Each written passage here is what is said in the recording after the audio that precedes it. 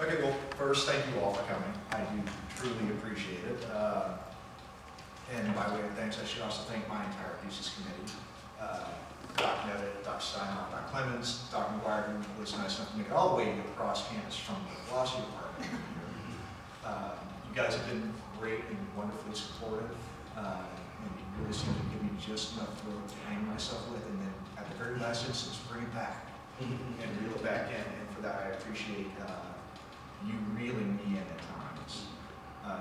I'm also very, very happy to say that I have been one of the in the very first group of master's students here at UH in the art history master's program. A friend of mine actually recently characterized that as being like the first burnt pancake you make in the morning for breakfast, kind of that little trial and error before you get everything just right. And I certainly am feeling a little crispy around the edges. But again, I think that the opportunity has been just absolutely, there's no chance of me ever being able to be in the ground floor of something like this ever again. And it happens to such a few people. So I guess thank you to the entire art history department for allowing all of us in the graduate program this opportunity. Now, having said all the sad stuff, so my thesis, in between the sheets, the narrative of love, politics, and the national identity of Claes, Jansz, Visscher, small landscapes. In 1612, Claes Jansz Visscher published in Amsterdam a suite of 26 prints that has come to be known as the small landscapes. These etchings, published during the 12 years truce between the Dutch and Spain of 1609 to 1621, were based on a pair of suites depicting the Flemish countryside, originally published by Jansz in 1559 and in 1561 in Antwerp. Koch's two original suites consisted of a total of 44 individual images, from which Visscher picked 24 to reproduce. To these 24 images, Visscher created a new title page for his edition of the small landscapes, as well as a new concluding paragraph, or concluding print. Visscher closely reproduced the topographical and architectural elements of Koch's prints, but made significant alterations to the figural elements of the images, as can be seen here. There we go. As you can see, the topographical scene has stayed the same as has the architecture. Visscher, the image on the left, his image, has darkened the foreground of his image and altered the cloud formations in the sky in order to better frame the image. But the basic visual information presented in Koch's print, the image on your right, has remained the same. That is, no buildings, no building has been removed or moved. Trees and shrubbery stay in generally the same spot, in some cases a little more fully grown. Bumps in the road have not been changed. Only certain stylistic changes in the quality of the line is evidence of a different hand, a different artist, in the creation of these two images, and the figures in the images themselves have changed in major significance. Visscher has removed the goat herd and his herd that is prominently presented in Koch's print. I probably should have found a laser print. The bottom button. The bottom. Bottom button.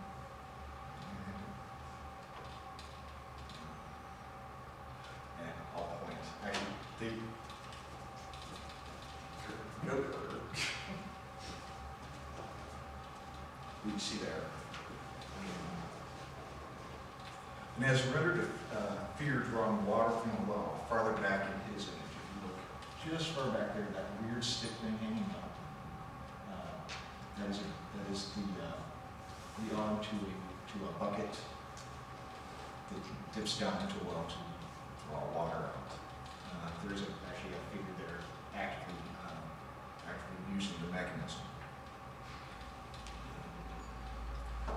It is Visscher's change in the figural elements of the small landscapes that drew my attention. It became apparent through my research that Visscher intended his figures to lead the 17th century viewer through a visual narrative that commented on the contemporary state of Dutch politics that essentially acts as a love letter.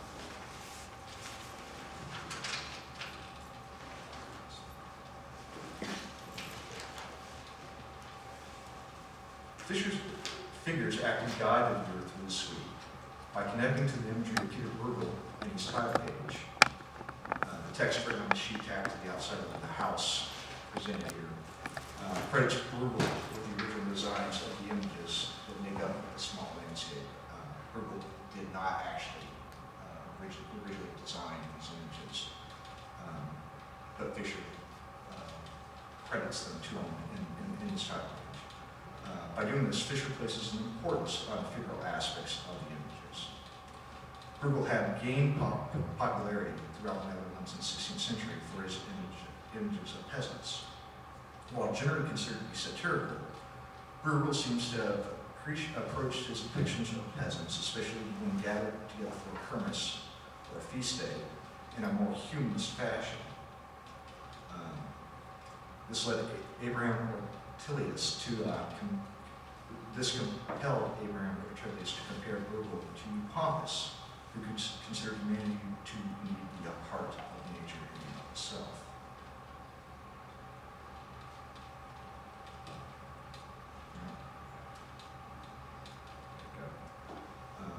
Bruegel certainly seems to present peasants as performing perfectly natural acts during the kermis associated here with the feast day of St. George. This is a print after one of his paintings. And here, and unfortunately, it's fairly hard to see the details in this image, but throughout the image, peasants are depicted as fighting, as you can see here down in the front. In the back, they also do very natural acts such as vomiting and drinking too much, playing games, drinking a lot, and fornicating in public, as well as behaving themselves in public. That is all present in this image. I know it is very hard to tell. Visscher seems to be suggesting this humanist approach to the peasants of his suite by not only mentioning Bruegel in his title page, but also bringing a very Bruegelian peasant bagpiper soprano in the image. This guy right here. But Visscher's suite is not populated by peasants alone. Throughout the suite, he juxtaposes the rustic residents of the countryside with the upper class, as in this print, as in this image. Excuse me? Yes. Dave, could I ask you to speak up some, or you're not quite projecting? Certainly. Thank you. So Visscher's suite is not populated by peasants alone. Throughout the suite, he juxtaposes the rustic residents of the countryside with the upper class. As you can see here in this print, about centerly in the along the road there are a pair of obviously upper class people dressed rather nicely. And over there in the far corner next to the tree are a couple of easily identifiable peasants. The poses of each class conform to rules presented in popular manners books of how the upper class should carry themselves in comparison to how peasants do carry themselves. The juxtaposition between the individual postures between the peasants and the upper class serves also to help set them apart from each other as well as the dress. This is a commentary on how the upper class of Flanders was viewed by the Dutch in general. Keep in mind that these are images of the Flemish countryside that had been published in Amsterdam. Gerbrand Bradero's 1617 play, The Spanish Brabanter, illustrates the views of the Flemish held concerning the Dutch, and in turn how the Dutch viewed the Flemish. Where the Dutch tended to dress modestly, even the rich, the protagonist of Bradero's play, a Brabanter from Antwerp, who finds himself hiding out from predators in Amsterdam, dresses and acts rather pompously in the opposite of the Dutch. The Spanish Brabanter, in return, finds the Dutch to be uncouth, at one point referring to the Dutch as Opmulen, or blockheads. Visscher presents a clash of cultures, evident in Bradero's play, in a more subtle fashion that invites the blending of Flemish pomp with Dutch modesty. It must be kept in mind that Visscher was publishing a suite of images of the Flemish countryside in Amsterdam that would have nostalgic appeal to the Flemish immigrants who fled to the north from the Spanish occupation of Flanders during the 80 Years' War. The small landscapes presents a pastime common to both the Dutch and the Flemish Fondling, or a leisurely stroll through the countryside. Indeed, this is how most serial landscape prints of this period and region have been interpreted. I think that there is more present in the small landscapes than just a stroll through the countryside. The images of the upper class and peasants enjoying the countryside is strongly reminiscent of the pastoral tradition in the visual arts and literature that was assimilated into the Dutch visual and literary culture from Italy. This would suggest a narrative structure to the suite that the contemporary viewer would have to read to recognize and read.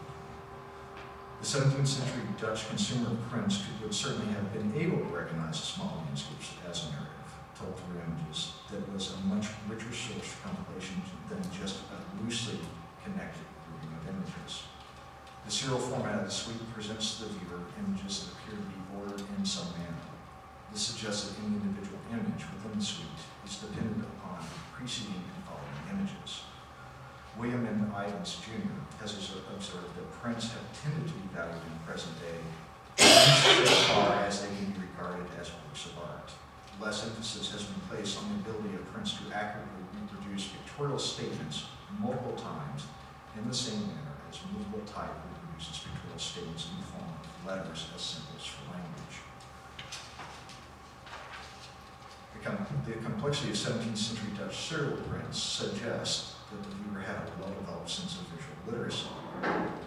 Further, the convention of keeping prints in either bound or loose portfolios suggests that the images were treated in much the same manner as books. The activity of moving through the sheets of prints not only parallels the activity of leafing through a book, it also emulates the cognitive activity that occurs when reading a text. The viewer of the suite reads the images as they relate to each other, just as the reader of a novel reads the chapters of the book as they relate to each other. The small landscape should be considered in this fashion.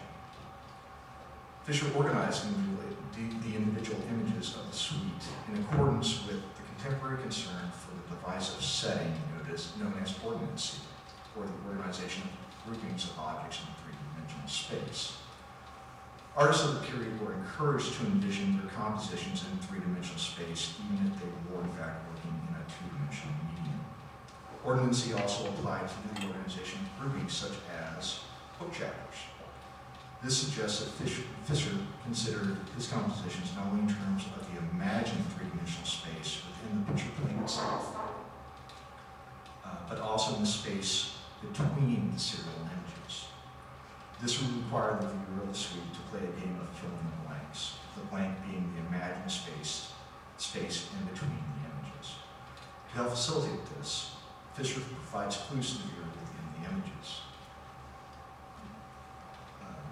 The most consistent and obvious element that guides the viewer through the image and the images as a whole and the suite as a whole is a road that runs through the suite. As you can see, pretty predominant in both of these images. Along this road, Visscher places figural elements, such as these two monks in plate 13 here on the left, the two figures there in the foreground on the right side of the plate, on the left, that further guide the viewer through the imagined three-dimensional space of the picture plane. In this case, the pair of monks travel into the image from the lower right corner and draw the viewer into the image, where the viewer continues along the road deeper into the picture until the road falls from view, but suggests continuation outside of the visual information presented to the viewer. In the following print on the right, plate 14 from the small landscapes, the road has reappeared directly in front of the viewer. A figure who appears to be directing a pair of cows and 7 calves travels further into the image as the two monks in the previous print did. Down the road, further down the road, another figure continues down the road, directing the viewer to where the road again disappears from the viewer's sight, but again suggests that it continues on to the next print in the series. If you look way far down that road, you'll see that tiny little figure heading off into the distance of the right, of plate 14, the right print on the right.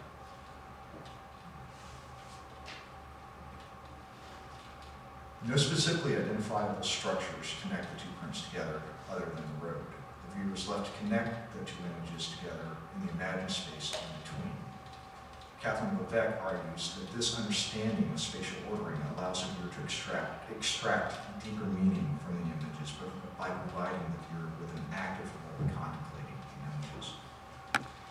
Visscher again provides clues within the images, this time to help the viewer extract the deeper meaning within the narrative of the suite. A suitably informed viewer, someone who, in this particular case, is familiar with common motifs found in 17th century Dutch culture and pastoral imagery, would recognize these images and identify them with more complex concepts. These clues take the form of visual elements that reappear throughout the suite, in particular the reoccurring images of fishermen and pairs of swans. The images of fishermen, inserted in the suite by Visscher, as you can see here in the image on the left, had been dismissed by Walter Gibson and Alexander Onoff as punning references to himself and his shop, the Silent Fisherman. Visscher, his name, actually translates into English as fisherman, or fisher person, or fisher. Rodney Nevitt, however, has pointed out that images of fishermen and the fishing motif was used as a metaphor for amorous pursuit in 17th century Dutch imagery.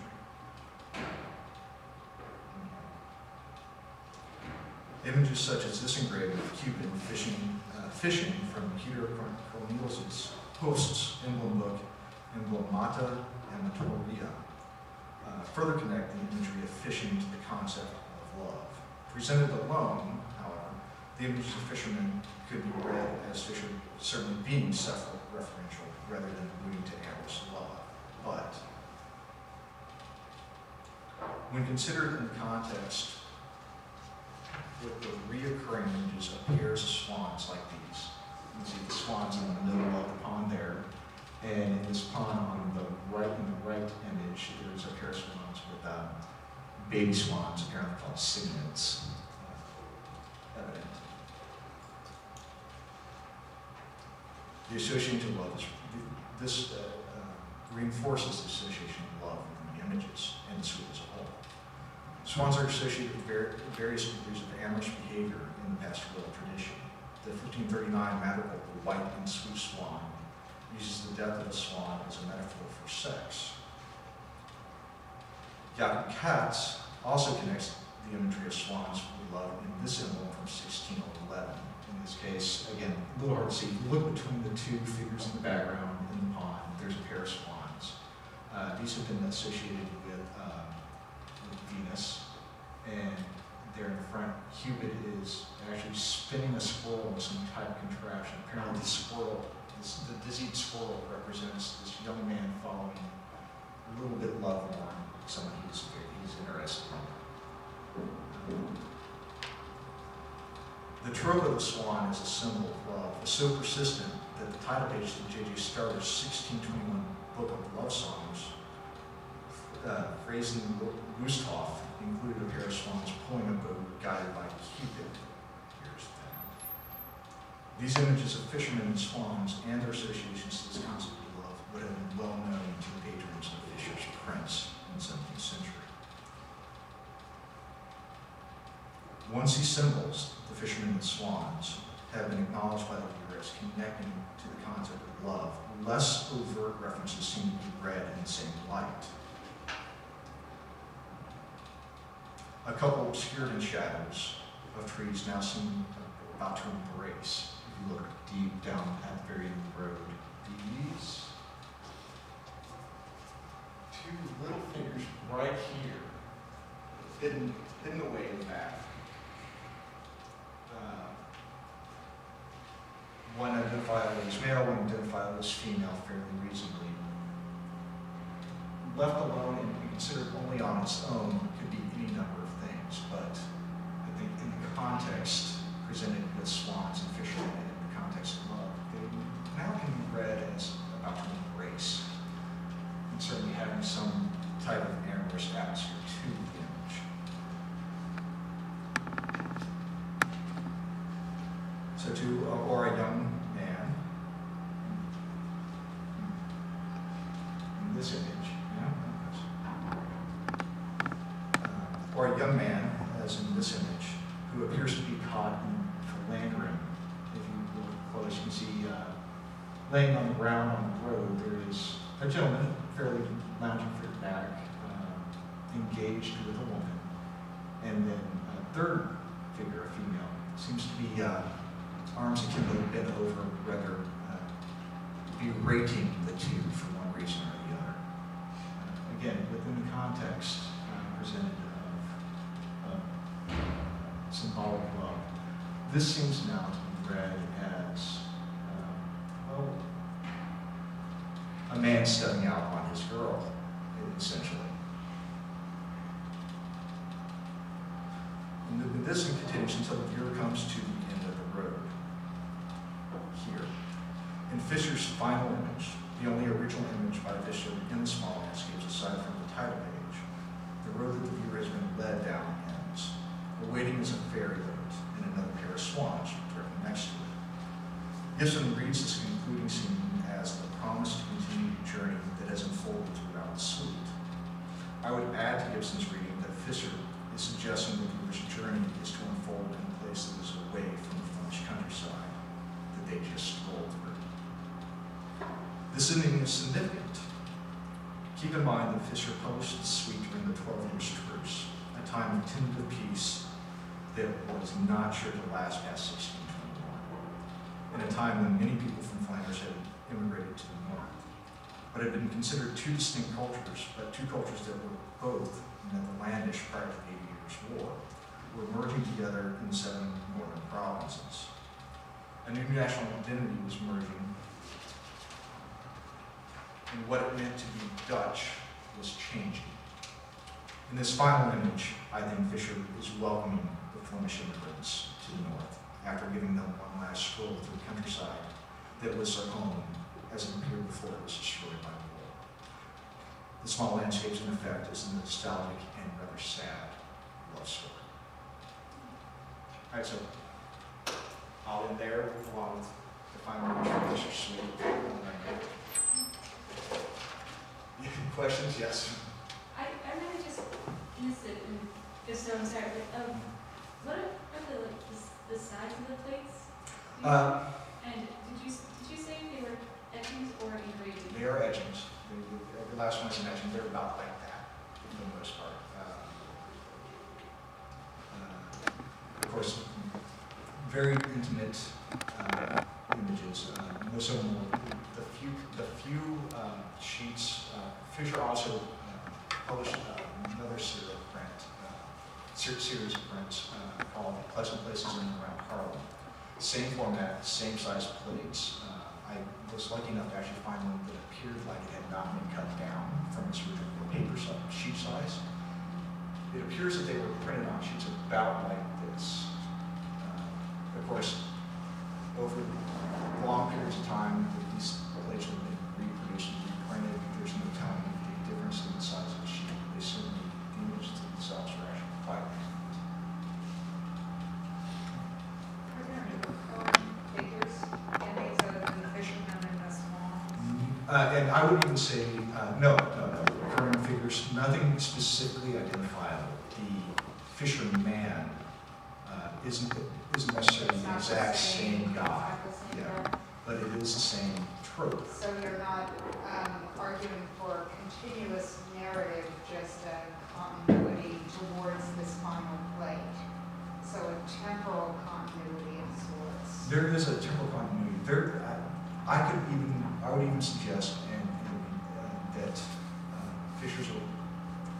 that in Visscher's title page,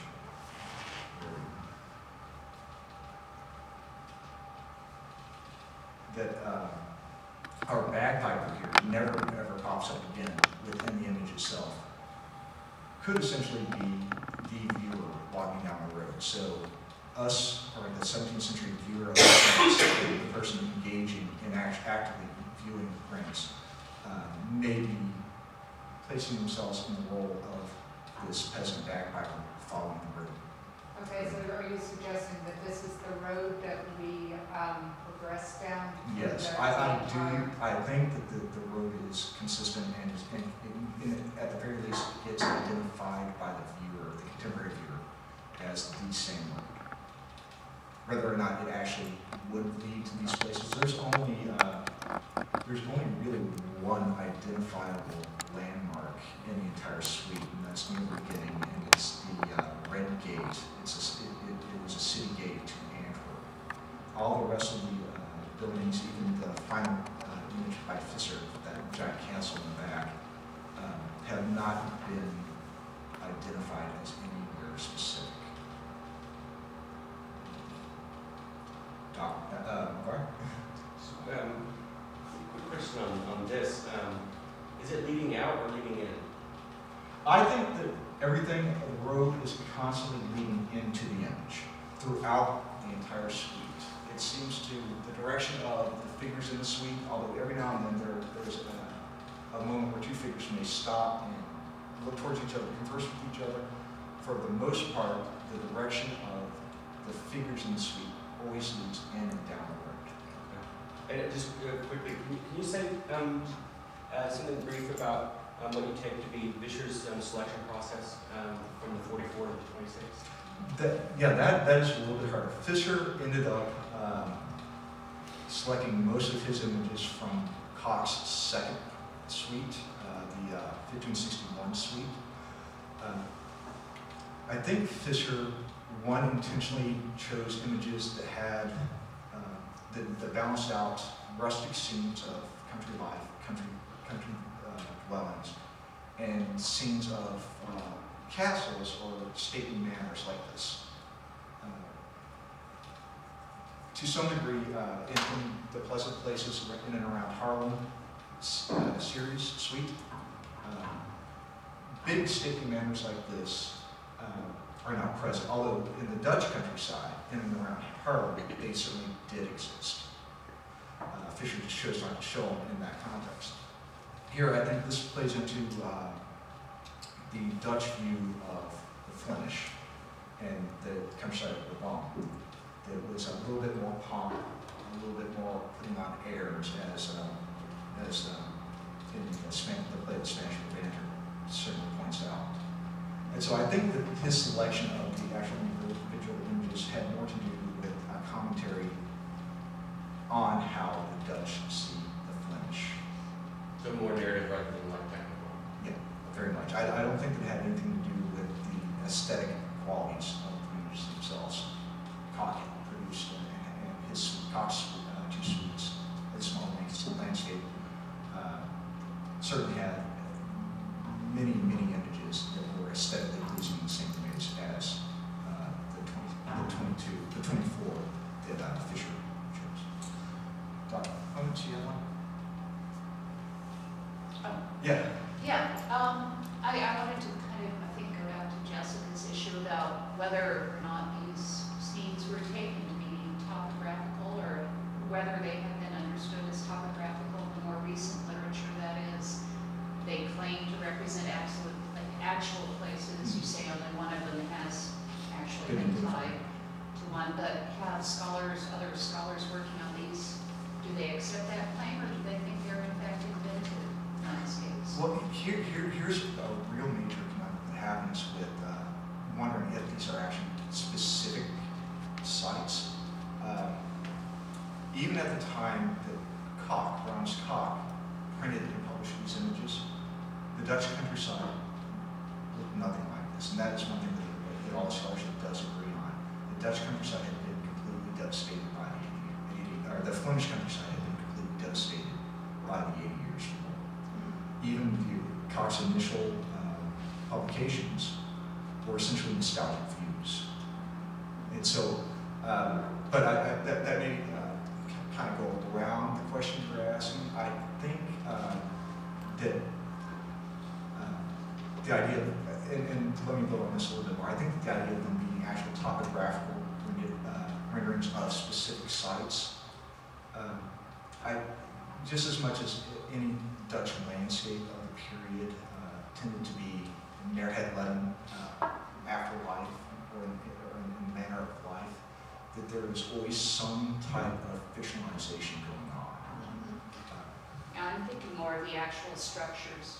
The actual structure. Depictions of real places, castles, manor houses, what have you. Again, I, like this particular castle here, not really, never been agreed upon where it is or what it is. And I'm sorry I did not include the image of the red gate, the Rue Porta. Am I saying that right? Yeah, again, let me apologize for any Dutch words I don't pronounce correctly, and for those of you who don't speak Dutch, let me apologize for the ones I do say correctly. That has been the only one that has been really recently identifiable. There might be a few more in Cox Suite, not making it into Vischer's. But again, I don't really think that was the major point behind what Visscher was doing by collecting these images. I think it had more, and again, Visscher was by profession essentially a map maker. And even in his maps, he provided not only cartographic views of your standard map, but also would provide on the sides topographical views, scene views like this of different areas that were presented in the map. So there is definitely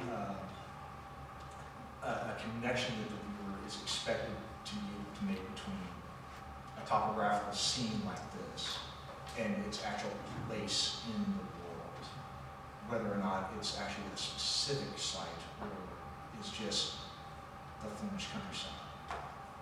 Right, my comment is more to the issue that if you're dealing with a 17th century audience, especially of displaced Flamands, would they have recognized particular places that we don't recognize, or is it in fact a kind of, idyllic construction of the kind of a Flemish Neverland at this point? From everything I've read in all the scholarship, it seems that yes, they would have been recognizable as being Flemish, particularly since the title page, one of the title page flat out says it, which is certainly a good indication. But yeah, from everything I've read, it does seem that scholarship agrees that these were identifiable with Flanders and the area around here in some way, shape, or form, whether it be more in the spirit of what the countryside looked like, or specific buildings, or even in this case, I think in this particular print, the manner of dress of the two upper class, or the upper class couple there, would certainly suggest being in Flanders, or being in Antwerp, or being around Antwerp, because of the rather remarkably upscale dress that they're wearing.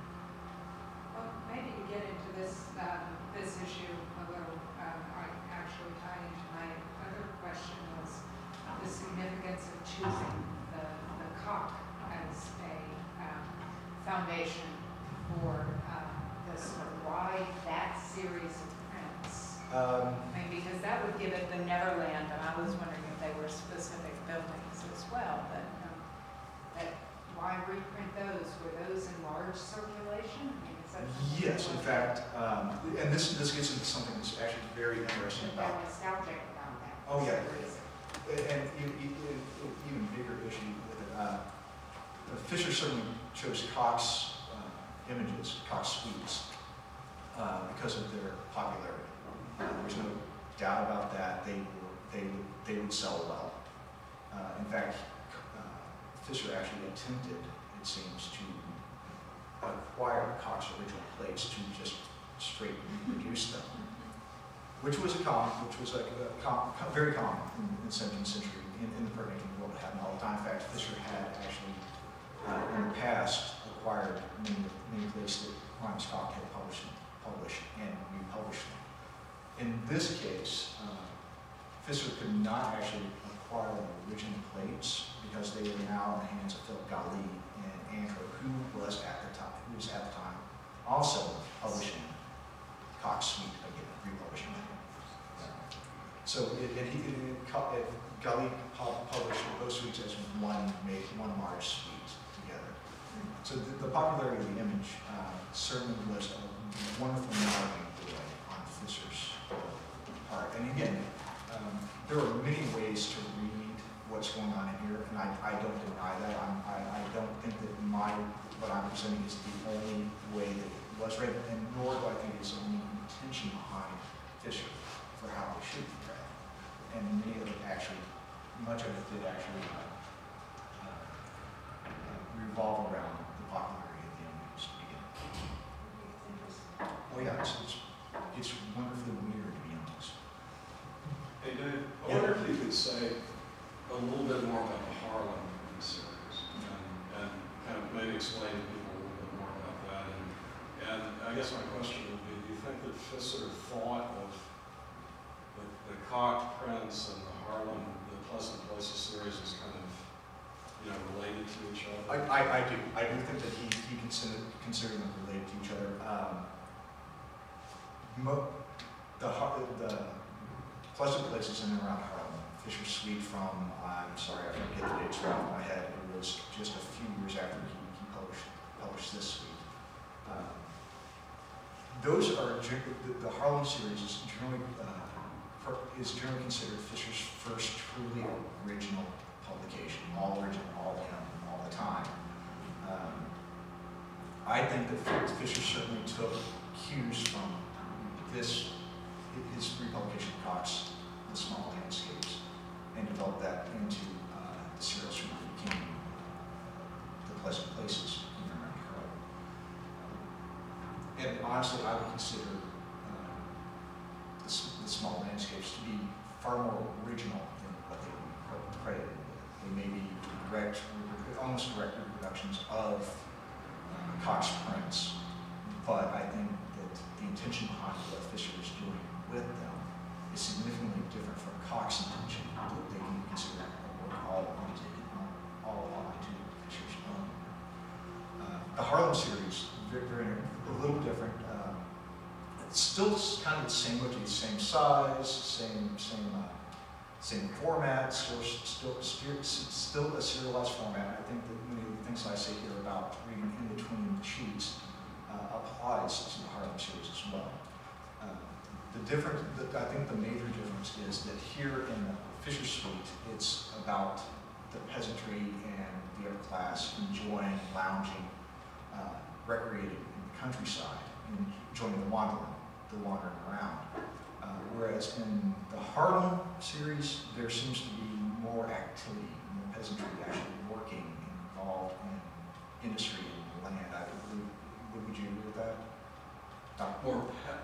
The peasantry, more working, more involvement with the land, more work, more actual labor than what is presented in the small landscape. I just remember scrolling figures.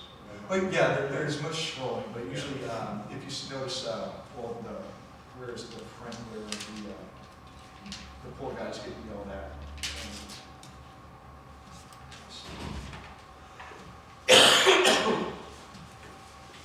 Yeah, here on the right, this is actually interesting.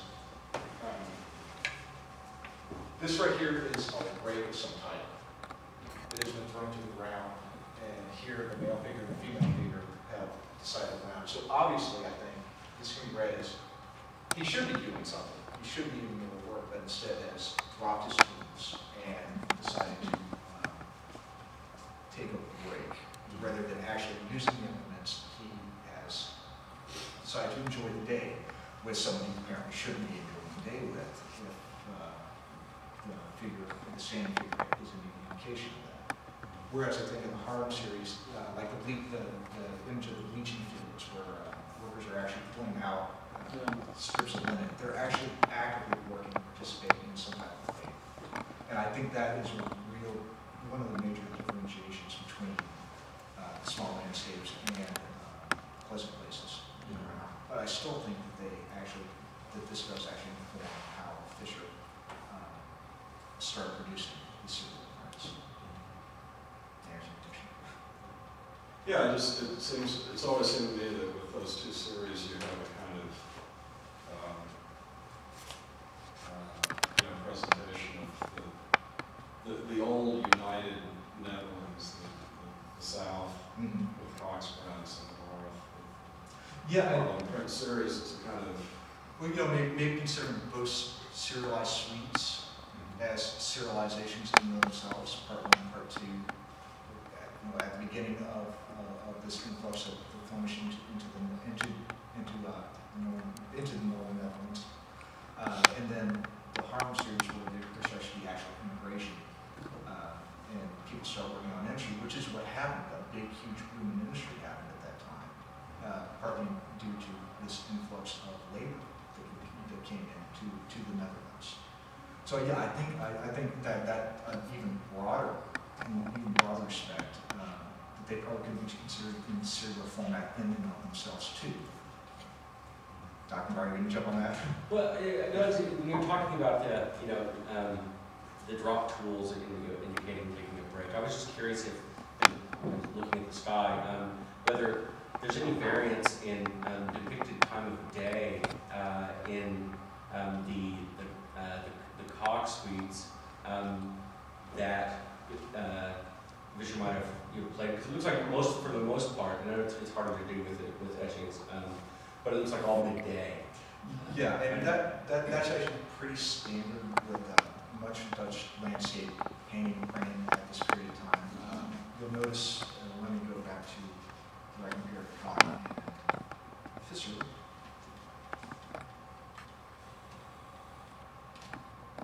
First one here. This convention actually, again, Visscher, this convention with clouds here, there's actually a man named Walsh, I believe, actually has written an essay concerning cloud formations in Dutch landscape painting, and I think somewhat that can be related to printmaking. These cloud formations in Visscher's print don't really happen too often in the Netherlands. There tend to be very thin stratus clouds in the air. What it becomes is a convention to help frame the image, and that happens just about this period of time, in the early 17th century in the north. Whereas Fox prints, most of them are kind of this like this, not really well-defined cloud formations so much. It's a reoccurring design element at this point that I think Visscher actually helped to inaugurate. He certainly was right at the beginning of its popularity to help frame the image. As for concerning time of day, no, there's not really any way to tell that it's anything but midday throughout Fox prints and Visscher's prints.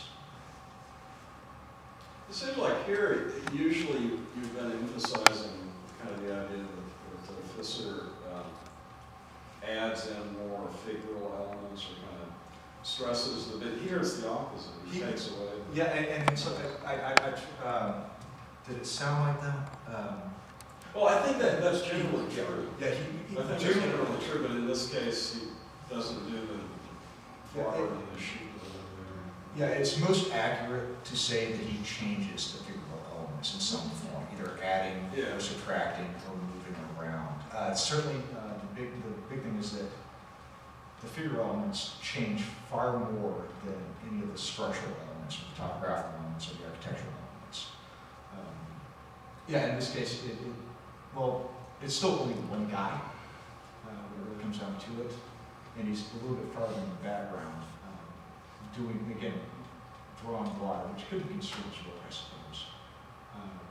But yeah, throughout the print, it's a change in the figural elements. I think that it would be the most appropriate way to say it, rather than just an addition of figural elements. Although, again, in my head, when I say addition of figural element, I mean he's placing a figure in there where it wasn't before, or removing a figure where it is in Fox prints.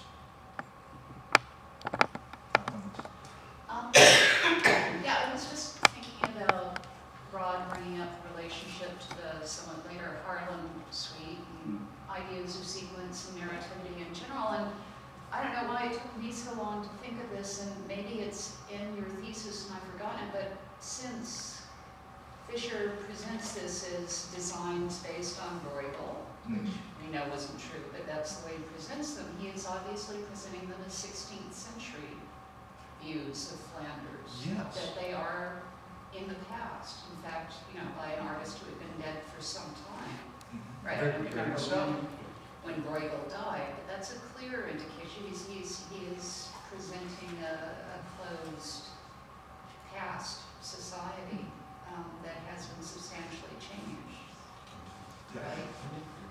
Yeah, and then that's Well, he's actually, a mid-16th century artist, I don't remember exactly when he died. he was done by 1560, is that right, Doc? Yeah.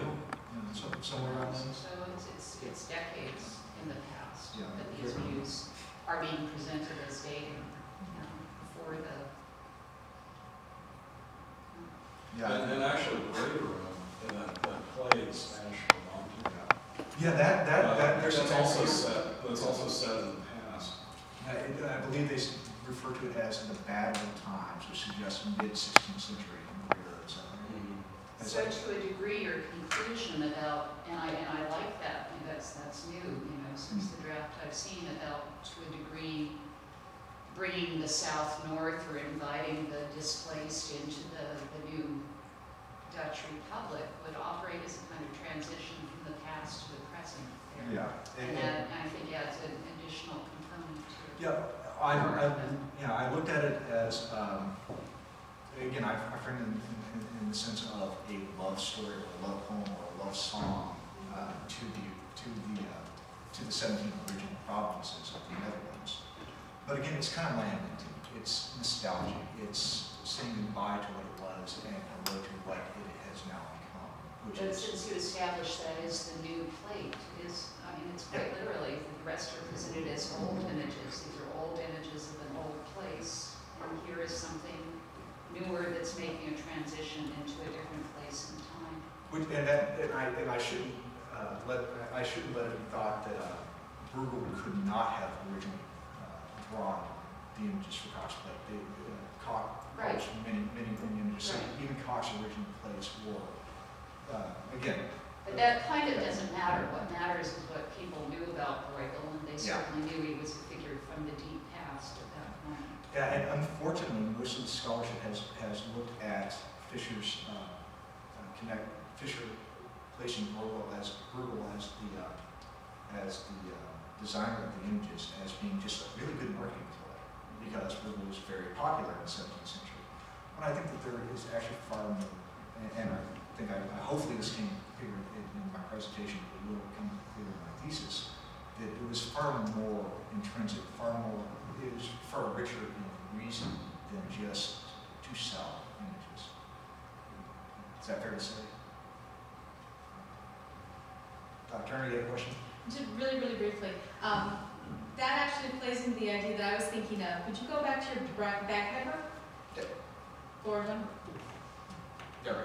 Have you thought of him as a troubadour, telling this story, and then that would fly nicely into the because love songs were their bread and butter, as were epics of the past. I've actually been considering him in my thesis as a shepherd figure. Shepherds in this Italian pastoral poetry and song and even visual imagery, they tended to somehow go out into nature, into the woods, into the pasture, and ended up in musical contests left and right, fairly regularly. So I've been considering the idea of the musician, which I like the idea of the troubadour also. Yeah, but except that the bagpipe is a terrible accompaniment instrument, Well, just in general. If you're going to depict a troubadour, he would not be a bagpiper. You can't sing. He can't sing. They're great for dancing, but they are not what you'd accompany a love song to, not something you liked. Leave it to the musicologist to do this. Yes, but I do think that your connection, I try and make that a very similar connection to the role of the shepherd as also in pastoral poetry and literature. The shepherd was generally a very veiled version of the author himself. He's a very well-dressed shepherd. He's Well, a shepherd. he's dressed for traveling. With feathers in his cap. Yeah. Well, but he's a very poorly dressed peasant at the same time. And that is definitely peasant garb, and bagpipers were always, especially the yellowing bagpipers, were always connected with peasantry. In fact, a little odd thing here, if you look right above the shoulder there, you see that 5-pointed star, scratch mark. That can be identified as possibly being something along the line, you guys familiar with hobo marks, rail marks, things like that, as being an indication to other peasants or beggars that the people in that house are particularly generous with what they give. There are several Brueggel's images that use that very motif. Dr. Barr. So I just want to push you on this past or sort of nostalgic turn. So I mean, what implications in the images would be taken to be marks for pastness? So do we have the last 50, 60 years radical shifts in architecture? We have farming practices. What in fact in the images themselves is indicative of pastness? As far as I know, absolutely nothing. I think it really depends on the knowledge of the contemporary viewer, the 17th century Dutch viewer of their surroundings and the history of the countryside. And again, the Dutch at this period were actually very literate, very well read, pretty well educated as well. So they would, one, have a fairly rich cultural history. Visscher himself also created journalistic prints that disseminated information, news, politics, things like that, all over the Netherlands. So I don't think that it's anything aesthetic about the images themselves or any element within the images themselves that speaks to them being from the past or being nostalgic. It's the actual cultural memory that defines and acknowledges the fact that these are no longer contemporary views. The audience presumably though is people in the larger cities. Presumably. So I'm just trying to see what the difference between nostalgia and an homage to bucolic, pastoral. Well, and I think that plays into it too. Again, I think Visscher's intentions were not so singular as to just be nostalgic, but they also speak to this classical training that did occur, at least in the upper classes and maybe in a little bit lower strata, where student men and women, Dutchmen and women at a young age went to things like boarding schools and learned French and Latin and classical texts and pastoral imagery, pastoral poetry. To say, I don't think it's entirely accurate to say that only the upper class, only rich people would have bought or been patrons of those images. In fact, they would have been relatively inexpensive. I'm not saying that the actual peasantry that's presented in the images would have owned an entire suite of Visscher's, but certainly they were readily available and affordable to most of the population, not just in the city, but also probably on the fringes. Yeah, I was just wondering too, if part of an answer to Professor McGuire's question wasn't what you said earlier, that these are presenting what is claimed to be actual views of not just Flemish countryside, but countryside of Brabant, right, the particular province in the south, and it's presenting them as whole and untouched by war, when that by definition say this is in the past. Yeah, that's the big land. Oh, okay, That's yeah. the So, and that, Plus which the costume worn by this Yeah. figure is not contemporary garb particularly. So, I mean, it's Bruegel-esque. yeah, it is very Bruegelian, I guess is Bruegelian, burlesque. Yeah, I guess I consider that to be the idea of cultural history, is that that it being pristine and untouched would signify that it was prior to the 80 years. So I consider that to be part of the cultural history of the Netherlands as a whole. I mean, am I on the right track with answering the question here? And does that seem like That's right. I would debate the giant cultural landmark, and Yeah. the last 50, 60 years would be the war in the Low Countries. yeah? So yeah, no, I can see that. Okay, good. Yeah. Anybody else? Really? No more? Dr. Sanders, you got You nothing? did a great job. Okay. Good. Brandon, you got anything to say?